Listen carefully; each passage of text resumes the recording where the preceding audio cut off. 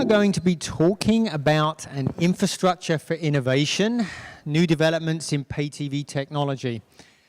Now, I know that you've sat through several presentations today, some of which I'm sure made your eyes pop. CNNX was really quite something. X1, the next evolution of X1, looks absolutely fabulous. So the question is, what infrastructure do operators have to have in place to have a competitive platform going forward? So we're going to be talking about some of the technology that will be involved in that platform going forward. And I've got a group of individuals here who are eminently qualified to talk about that subject. And what I'm going to do is I'm going to ask each of them to introduce themselves, and I'm going to pitch them a question. And actually with this, if you have a question as we're going through, please raise your hand and I will call on you. Don't wait. I will reserve 10 minutes at the end for your questions. But if you have a question as we go through, please put your hand up if I see you. You're a little bit darky here in the middle, but if I see you, I'll call on you and we can integrate those questions right into the discussion. So that said, I think possibly one of the best places to start is, well, in order to understand the platform that an operator is going to be using, we need to understand what's going to happen to hardware going forward. So why don't we start with you, Susan? So introduce yourself and then talk about what's happening to the hardware platforms, particularly the ones in the home. Hi, I'm Susan Krause from AltaCast, and we do software solutions for set-top boxes. And I brought the newest set-top box with me today. AltaCast really believes that the HDMI stick is the newest device category, really, for watching television. You know, we have tablets, we have phones, and we have TVs. But, you know, when you listen to Comcast today, and they talked about how they actually really do have the rights to broadcast their TV anywhere now, not just inside the home. This allows you to take your set-top box with you, put it in your pocket, go travel, put it into the television in the hotel room, and have your full cable service everywhere with you and watching it on the big screen, not forced to watch it on a small screen.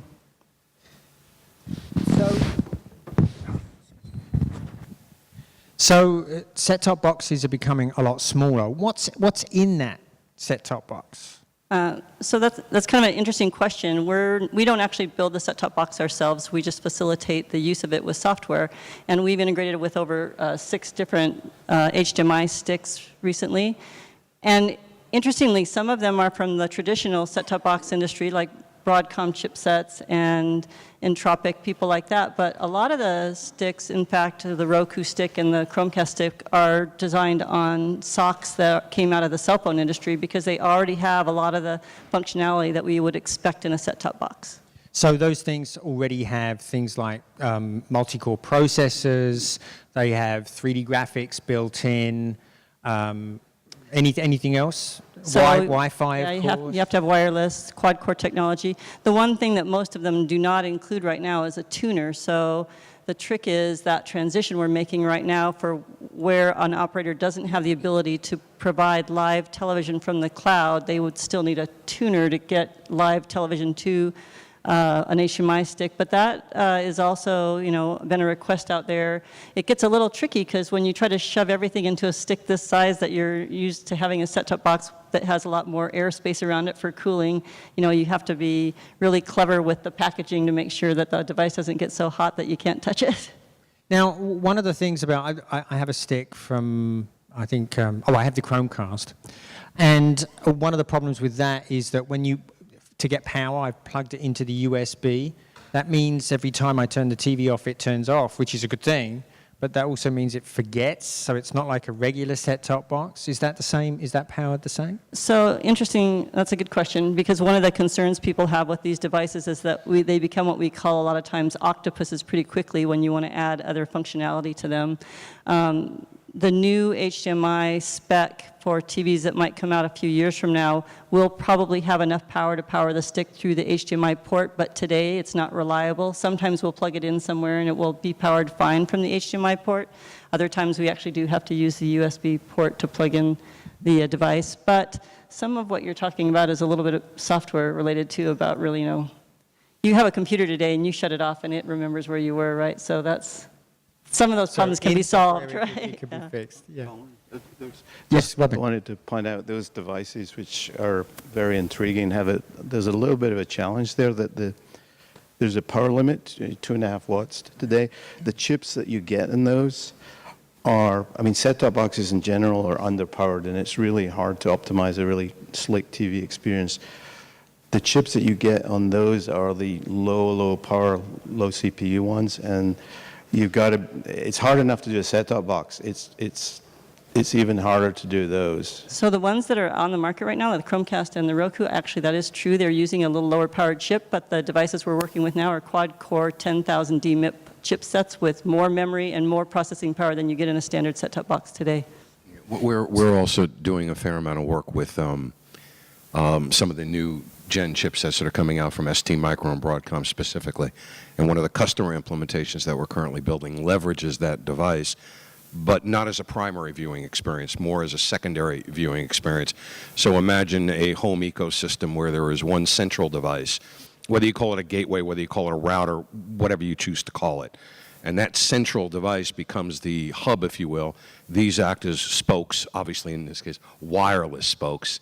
And they utilize various technologies that are out there today, ranging from MoCA to DLNA, whatever it is you're looking to accomplish. And of course, they're communicating via Wi-Fi, and they really do lend themselves extremely effectively for secondary devices, branching off from the main hub. So I agree with Robin's point. I think you're not rendering the UI. You're pushing it somewhere. It's probably been rendered in the host device. It's actually a combination. It's a hybrid implementation. Yeah. Part is coming from the hub. Part is being rendered locally in almost a template type fashion. It's a really interesting technology that has a lot of promise to it. So let's. I just want to agree with him. I want to agree with you in that particular subset. But as you know, Roku's has these devices out there that are working without set-top boxes. So I think it depends on the actual provider of the content. So one of the things that came up earlier today was that there's now 300 series being produced today, which, the cable operators don't want all that content. So this also gives people that aren't going to use cable in the future a way to deliver their content to direct verticals. And that could be anything from education to religion to second language. When I was in Europe recently, and a lot of people want to watch TV in the language that, and they're moving around a lot, and they can carry their content around with them. Carry their TV in their pocket, right. Yeah. But actually, this brings up a very interesting question, and I'd like to bring you into the conversation, Ronald. Why don't you introduce yourself, and then I'll pitch you the question. Sure. So I'm Ronald Brockman. I'm CTO for Active Video. Our company believes operator innovation is limited by the fact that operators need truck rolls to roll out new set-top boxes every time they want to offer new services and really make a jump in technology. So what our company does is we extend the concept of network function virtualization, which is a very hot topic in the data center right now. We want to extend that to parts of the set-top box. So we virtualize CPE functions, parts of the set-top box we want to move into the cloud, into the data center, into the virtualized environment. We're currently deploying with a couple customers, Charter, Cablevision, Liberty Global, Ziggo, to name a few. We're actually partnering with Robin, your company, with Brendan, your company, Sue, your company, so Niagara, Zodiac, and Alticast on a number of accounts that we're working on to make those set-top boxes ready for virtualization. So, even in this light conversation we've had about that particular form factor, we've had Brandon saying some of them are really pretty limited in their abilities, Chromecast, etc. And Susan saying they're quite powerful. Well, one of the proposals is that HTML5 is the client platform, if you like, for applications. But isn't this a problem when you've got such differing functionality? I mean, I don't care if it will run. The question is, will it run fast and will it run well? So, Is HTML5 the answer for delivering applications? We believe HTML5 is a very powerful platform, and it's obviously has a high adoption rate right now. It's a great way for different companies to work together and author content and applications. We also see the problem HTML5 really evolving quickly, right? It's not a standard. We see major browser versions updating every month now, right? We're at Chrome, 36, I think. And it's really, and that's a model that works well on the desktop and maybe on the smartphone as well. It's not very well suited to consumer electronics devices, and obviously there's the fragmentation of the hardware capabilities as well. Again, our platform is actually fully built on HTML5. We virtualize the execution of HTML5 in the cloud. Historically, we've seen a technology like Flash come and go. We've seen Java come and go. We actually see in the mobile space that a lot of companies are moving away from HTML5. They're all going native on the apps. Netflix recently announced that they're dropping HTML5 as a cross-platform technology for TV, and they've created their own essentially native environment to work with. So we believe there will be continuous evolution, and quite obviously we think virtualization provides an answer here. But there are ongoing attempts to augment, let's say, the HTML5 with other technologies like WebGL, or you've heard about this famous Fame US playing game infrastructure. So really using the hardware as an accelerator to HTML5, and we experimented with this quite a lot, and nice. We think it's nice. I mean. No, and I fully agree, but I mean the point is there's continues to be evolution, right? Technology is not standing still, so we're adding WebGL, and there's all these other technologies that come online, and the challenge really is if you take a snapshot of HTML5 in time right now that will be supported by a certain set-top box, then we're constraining ourselves going forward. And I think actually specifically on the HMI stick, we believe it's a very interesting concept. We actually work with Deutsche Telekom T Labs on a very similar concept. We've experienced the heat issues and the power consumption issues. We believe by using the power of the data center, you're actually able to come up with an optimized HMI stick format, a little like you were talking about, where we focus on really strong Wi-Fi connectivity, right? A modern Wi-Fi chipset, not an older one, but maybe less processing power, and leverage offload part of that to the cloud. Yeah, getting back to what I was saying earlier about low power processors, it's really quite hard to optimize HTML5 and JavaScript on a set-top. And here's the problem: it's not a customer-provided device; it's an operator-provided device that may be 3, 4, 5 or longer years old, and they buy the cheapest possible CPU set-top box that they can do. So we have a problem. We have to optimize for some really awkward areas where you run that in a tablet, an iPad. It just, all the bugs, all the slow stuff just is blown away by brute force, nothing else. So we have a different challenge, unfortunately. I think it's a good point. It really depends on how low of a denominator you have to engineer and build to. Clearly, if you're only focused on next-gen infrastructures, next-gen platforms, well, then HTML5 can be incredibly robust, because look at the platforms you'd be running it on. Some of these managed devices today are coming out of the plant 1,000 plus MIPS, a gig plus of memory available, on board, ready to go. You can run just about anything you want on that. But to your point, what's the challenge that the provider, the MVPD, the service provider, has to engineer to, and what do they need to integrate within their overall plant for a complete solution? I don't think there is a singular silver bullet, and I don't think there ever will be. I think HTML5 has a place. I think native has a place. We tend to build towards both and leveraging the value proposition that they all offer, including WebGL and some of the new emerging ones. Yeah, Dish has quite an interesting approach to this. They have two apps. One is I think it's an HTML5, their TV and Everywhere app, and that runs on pretty much everything. And then they have, I think it's TV Discovery, and this app is only for iOS, and that's where they put all their advanced features, where they trial things. So that is specifically written for that platform. So it's an interesting two-tier approach to application development, and they migrate functionality from the iOS into the TV Everywhere as they see it working in that function. But I think really what that message tells you, right, is it's easier to innovate outside of HTML5, and then HTML5 becomes the lowest common denominator, right? And that's actually not the way we hoped HTML5 would turn out to be, right? No, it's supposed to enable these rich experiences. Again, that's kind of the problem that the industry needs to tackle. So it sounds like certainly the operator platform of the future looks like it's going to be, at least on the client, dealing with multiple clients for some time to come. Let's turn our attention to another problem that operators have had to deal with for a long time. And I'm going to pitch this question to you, Julian. So Julian, why don't you introduce yourself, and then I'll throw you the question.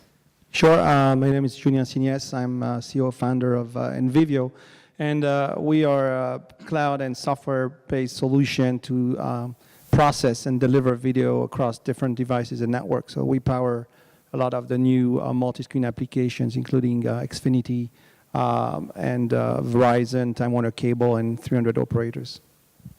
So, one of the things that you've got to love about our industry is that we're a very, very innovative industry, and particularly since IP has sort of stepped into the picture, there's been pretty aggressive development of compression technologies because we didn't have a lot of bandwidth to start with. And that's where we got MPEG-4 AVC, which is, I guess, what we can call the current generation of compression. Now we're looking at even higher levels of compression with these HEVC codecs, high-efficiency video codecs. But unfortunately, most operators are still using MPEG-2. This is a huge problem, isn't it? If we can't keep up with these advantageous technologies, don't we have a problem? So how are operator platforms going to change to adapt to take advantage of these new platforms? Absolutely, and I think one of the ways is that pretty much in line with what was discussed, I think there's going to be a diversity of receiving client platforms, and the challenge for operators is both on the back end, where they have to change constantly the codec and the formats that they need to deliver video to. And we advocate that software and cloud-based processing of video is the right path to deliver those very fast changing landscape of consumer devices. On the consumer side, I think that the operator is trying to dissociate themselves more and more to the physical box. And so I think we talked about flexible UI, and the same way, I think it's going to be different platforms, and the operator is going to have to deliver to a hybrid environment. What's going to be legacy set-top box for MPEG-2, and newest tablets with HEVC, and new 4K screens. And I think that the reality is that there's more and more complexity. We talked a lot about the consumer platform, but there's more and more complexity on the network side as well, where you need to use software in order to match the complexity of devices they need to serve to. So in all of that, it sounds to me like as long as those old set-top boxes are out there, we can't walk away from MPEG-2. Does there come a time when they have to go and we have to move to new devices, or is that moot because we're going to move to IP, or what's? Well, I think people predicted MPEG-2 is 12, 14 years old. I think a lot of people predicted with MPEG-4 it's going to go away. It's still here, and so I think there's going to be a long tail of legacy set-top boxes, and the operators more and more a hybrid cloud delivery mechanism to a hybrid set of devices. So I think they'll have to deliver to all of those. And so our view is that they'll use software on the receiving platform for the user experience like we talked, but they're going to use software as well on the back end to deliver to that hybrid environment. So that model of a broadcast head end to a single type of device is going to go away. It's going to be a converged, multi-screen, complex video processing function in a network that addresses all these devices in the network. Oh, that sounds kind of complicated. Well, just to be clear, I mean, for unicast traffic, it doesn't really matter as much, right? So you have a certain device you want to hit, you select whatever codec is applicable, and as those devices maybe age over time, you get less of the MPEG-2 and more of the H.264. It doesn't matter unless you are stuck with a hardware head end that only does that one format. If you have a flexible software video processing solution, yeah, it has to be a virtualized all the head-end, function, correct. all the codecs, and then go to the edge and select for unique. That's where it's going. It's IP delivery to any device. And we understand it's going to be HEVC 4K down to legacy 3G phones to legacy MPEG-2 boxes. And that's the world we live in. I don't think it's going to go away. Yeah, yeah. So it's, I mean, from our perspective, it's really we're migrating from broadcast to unicast, and unicast might be QAM delivered or DOCSIS delivered. Obviously, we'll move more and more to DOCSIS and move away from MPEG-2 to HEVC4, HEVC. But this is actually a very nice gradual changeover, right, for the unicast path. And then adding the CCAP technology in the operator networks actually allows you to make the switch between QAM and DOCSIS in essentially a software-defined way. So it allows you to migrate box by box, if you will. Okay. There's one other thing that also could be an impediment here, and that is security. So right now, the security solutions that operators are having to maintain are, well, of course, they have their traditional CAS-type security, which goes with their existing network. And then they have potentially several digital solutions to cope with the different digital platforms. Is there any hope that these will converge going forward? Robin, why don't you introduce yourself and then opine on that? Okay, thank you. Robin Wilson from Negra, we've got two primary businesses. One is content security, conditional access, and DRM. The other one is the software stacks on set-top boxes and companion devices. So to go to your question, I think there's some good signs on the horizon. There used to be a concept called simulcrypt, which is used most of the world except US cable, which allowed to minimize, let's say, vendor lock and flexibility. It was you could change out and innovate much more easily. That's still a problem here because the people who own those systems refuse to give up the keys that allow you to share. However, in the DRM world, there's something called key sharing, which is a little bit more self-descriptive. You share a common key between all the different systems. So at least what that does for you on the head-end piece, in the content origination side, even the CDNs, delivery networks, you can have the same content files for multiple DRMs. So that takes not all, but quite a bit of the weight off of the system. You still have to deliver different keys, but the keys are trivially small if done well. So the good news is that's happening, and it's been led. MPEG-Dash, I would say, is leading that, even though people may not literally use MPEG-Dash. The format that they use will be, a subset of the dash spec will be used by default, I think, in all the other systems. So I think good news on the horizon. It's already here, actually. So things will get easier over time. So they are converging already in the digital domain? Yeah. I mean, there'll still be multiple DRMs.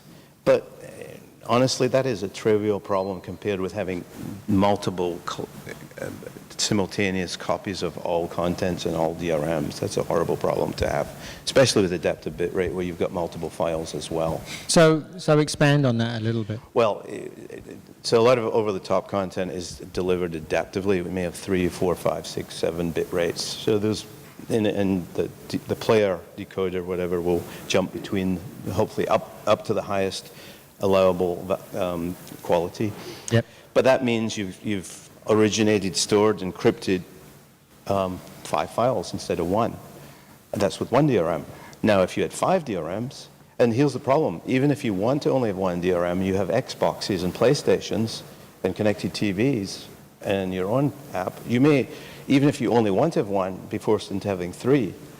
So in order to make that a little more practical, at least you can share the encrypted stream and just individualize the keys. So it makes life a little bit easier because it's getting a lot harder with all these adaptive bit rates and different DRMs. Well, but there's also a solution in the network for that because now we do just-in-time packaging and encryption on the fly. So the point about unicast, when the file is requested, if it's VOD or even if it's live, we just do that on the fly. And then you can take into account any key or any encryption mechanism. So that's typically what we do in our solutions. I just want to mention on the CAS side of things, there's been legislation in the last year and a half to try to possibly move away from the cable card solution, which required hardware as well in the set-top box, and both Cablevision and Charter have moved forward in legislation to be able to provide set-top boxes without hardware. So, for example, the Simulcrypt and what has been known in other parts of the world maybe as XCAS will allow for downloadable security to the set-top box now so that you don't get tied to a single vendor in the set-top box in the future. Okay, so yes, go ahead, Ova. I think we'll see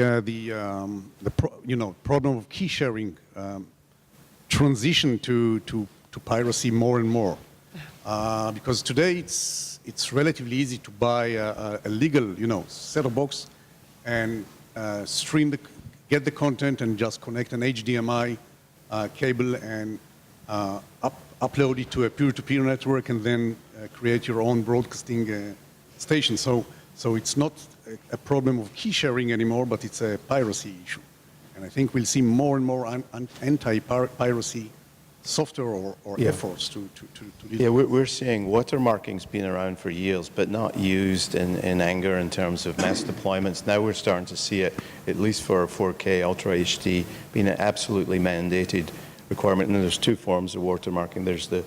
There's a session-based, or one that's individualized per viewing device. That's the one that will get you, because they will trace you all the way down to which one and shut you off or come and knock on your door. But yeah, I think that's the next line of attack is watermarking. Okay, so we've gotten down in the weeds. Let's up level a little bit. Offer. Well, introduce yourself, and then let me throw a question to you. So Offer Weintraub, I'm leading the innovation team via Access Orca, which is a subsidiary of France Telecom, better known as the Orange Group across Europe. And I have teams in both Israel and in France. So I'm alternating between hummus and falafel and eclair and, croissant. So Which do you prefer? good life. That's it. Okay, so one of the biggest things I think in the biggest challenges in television today is that we have become horrible multitaskers. We can't pay attention to anything because we've all got our tablets and cell phones in our hands. What can we do? What can technology do? What can the operators do to help keep us focused on the content on the TV? Or is there nothing? Or are we lost in the weeds of all of the apps on our smartphones? Probably not lost. The latest statistics by Nielsen says that there are the number is 80% more or less in US. That's 80%? Yeah, 80%, where you have a second device while watching television, be mobile or a tablet, but you're multitasking with the second device. And so we believe one of the solutions is engagement, increasing the engagement on the second device. More and more, and this is our experience, television is for video, okay? There are a lot of attempts to overlay it with text and images and create stories on television. On our experience, it never worked. Television is for video. And then you drive the engagement onto the second screen.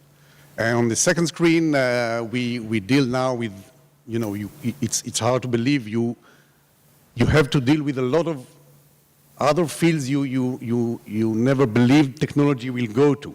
So, of course, technology itself, HTML, all those new technologies like famous infrastructure, but also design and responsive design, how you interact with all those screens. And then psychology, okay? How you keep the users engaged in the second screen. So you blend into the user interface a lot of concepts from psychology, and you can see it. A good example of it is BuzzFeed. Those of you who know this website, they are masters in, I would say, psychology on how to engage the users. So if you see a title like 5 things you must do before you die, you probably click it, right? So this is some different ways to engage psychology into user experience. And then last but not least is science. Measure everything, really do A/B testing, measure everything. And to some extent, you know, I read a blog by a Google designer who left the company, left Google. He said, you know, this blue line that separates the categories, web, images, videos, and the results of the search. So at Google, I think it was about a year ago, they decided to change the line. So they decided to choose between 5 different blues, okay? They tested different colors, different blues. They said that for 3 months, they did A/B testing, just checking which blue generates more engagement. And that was too much for him, okay? He left the company. But that's how you really use science in order to test everything. So really psychology, science, design, and technology, it's all play into this engagement experience. So how does an operator take advantage of that? What does an operator provide to content providers, to you know, other people in the ecosystem to help them take advantage of those sorts of approaches? Is there something specific that they can do? Yeah, so, you know, there are platforms like ours and other platforms that, for example, the operator can provide the platform we build. It's called Deep, which allow you to take a content catalog with movies and TV series and all the actors and convert or transform the catalog into hundreds of thousands dynamic magazines, so freshly updated magazines. So this is something that the operator, like Orange, can provide to subscribers or to, you know, to other subsidiaries.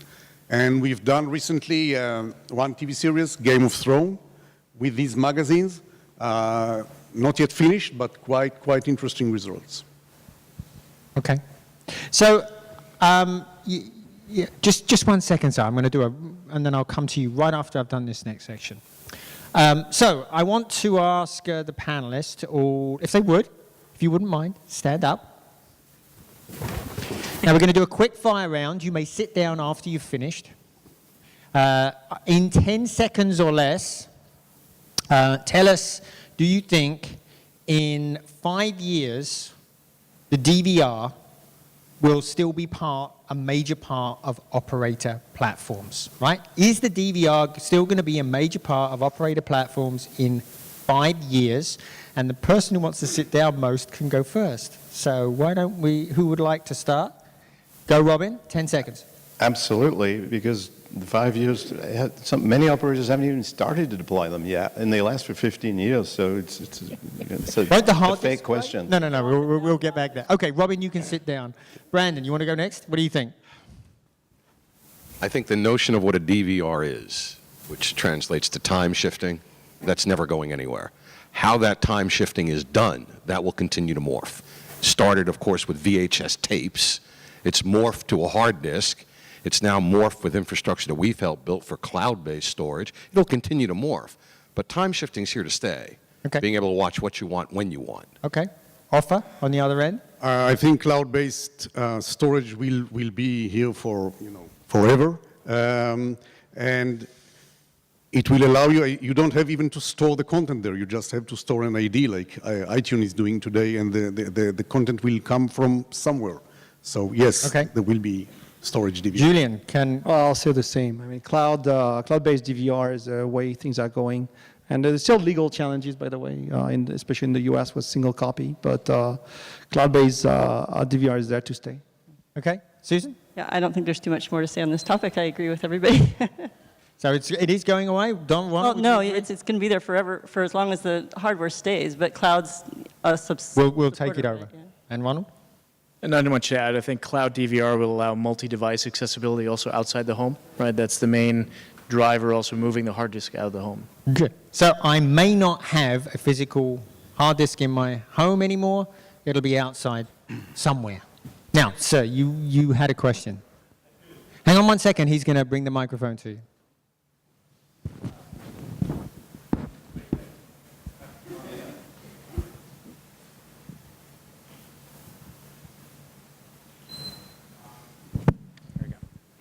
Hi, Clayton Banks from Ember Media.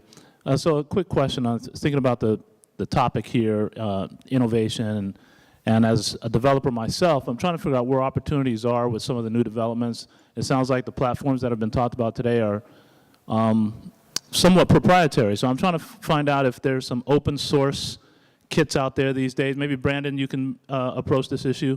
What are some opportunities for independent developers? Is there open source? Is that the future of the sort of innovation in pay TV technology? So are you looking to hopefully innovate on an operator pay TV platform, or just? Yes. Yes? Yes. Okay, so that's a great segue into a conversation about openness of the pay TV platform. Why don't we talk about, let's start with you, Ronald, because you actually have a platform deployed at Cablevision and several other operators. Are there third parties creating applications for that platform? Yes, there are. I think just to, again, talk about what we do. We virtualize certain functions of the set-top box, including an HTML5 browser in our case, which means we can bring a consistent HTML5 experience to installed base, underpowered devices, and so on, not having to care about the software stack that's actually on there. And in fact, only a couple of weeks ago, we launched, one of our partners is YouTube. And with Liberty Global, we launched the YouTube Leanback application on their existing Nagra-based set-top boxes in Europe. And this is actually a very interesting model because this is an application that's entirely authored and curated by YouTube.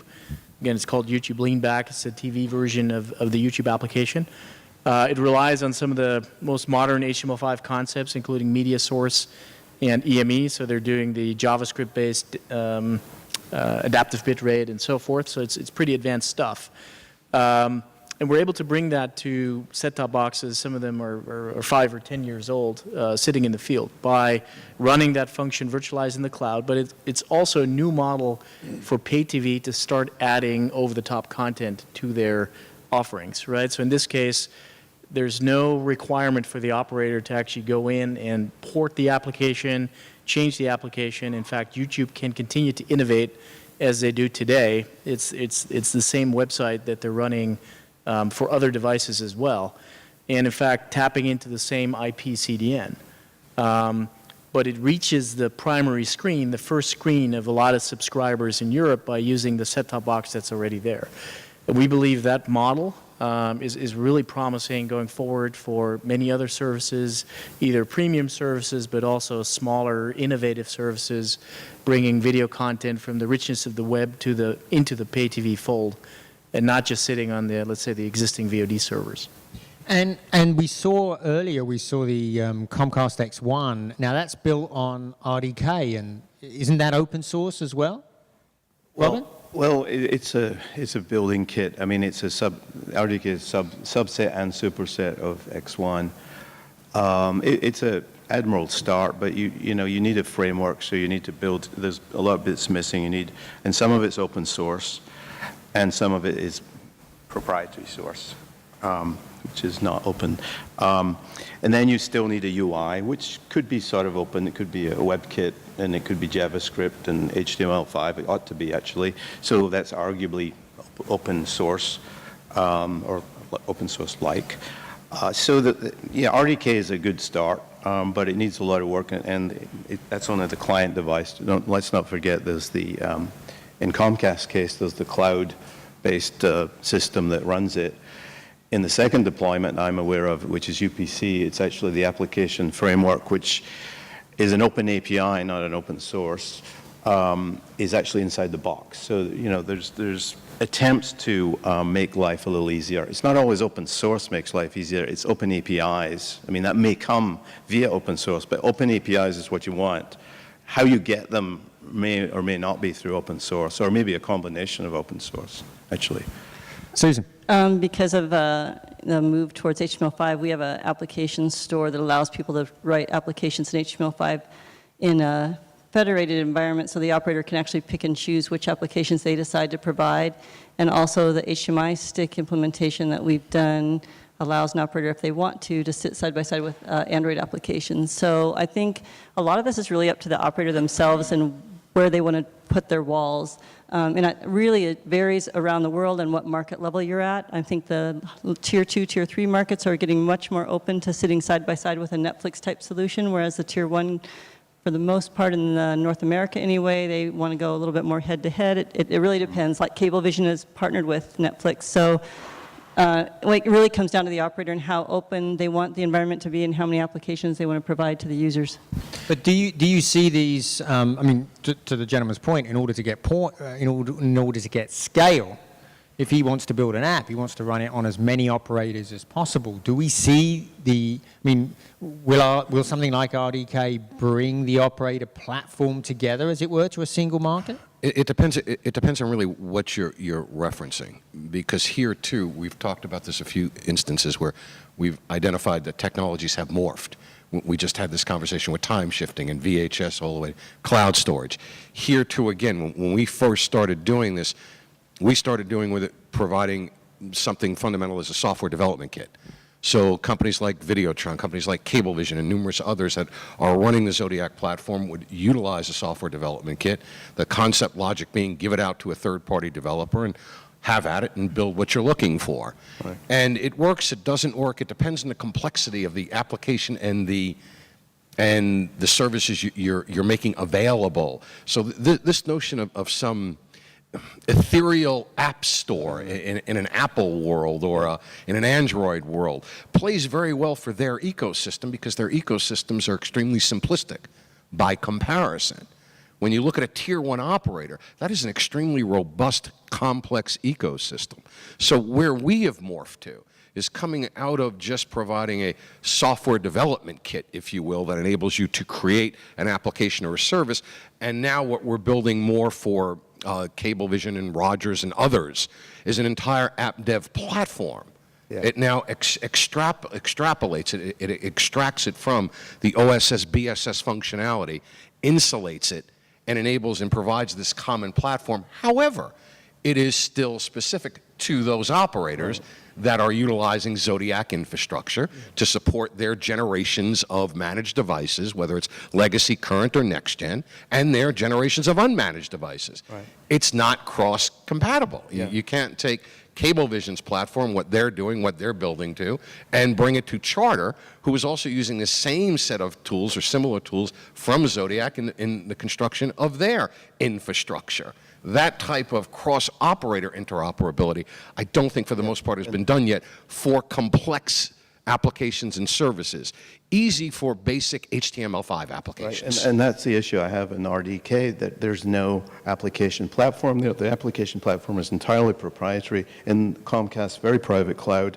If I'm UPC, it's not even the cloud, it's in the set-top box. That's like so far apart, it's not funny. So if you go to some of those building blocks, you're not getting much more than building blocks. So it's down, I think you're also saying APIs or SDKs are probably one of the best ways of going. So not necessarily, to repeat what I said before, open source isn't a means to an end. It might be a means to, it doesn't get you automatically where you want to be. Mm-hmm. It has to be used in the right way. So you really need to open APIs, but the problem is fragmentation. Today there's many. Yeah. But I would ask you, why would you want to write an application to a pay TV operator infrastructure? Download a Samsung, download a Samsung SDK for connected TV, and if you have a great app, it will run on a Samsung TV. Yeah. Well, at CES just 1 year ago, every smart TV operator was saying, I have an SDK and you can write an app for it. So actually, if you really want to do that, you can run side by side with the cable industry with your app if they decide to approve and put your app on their television set. So it kind of exists. Yeah, move from one walled garden to another walled garden. So does anybody have one more short question? Because I'm getting the hook. No? Okay. Well, I want to thank my panelists. Thank you for your attention. Thank you. Thank you. And we'll see you out in the corridor.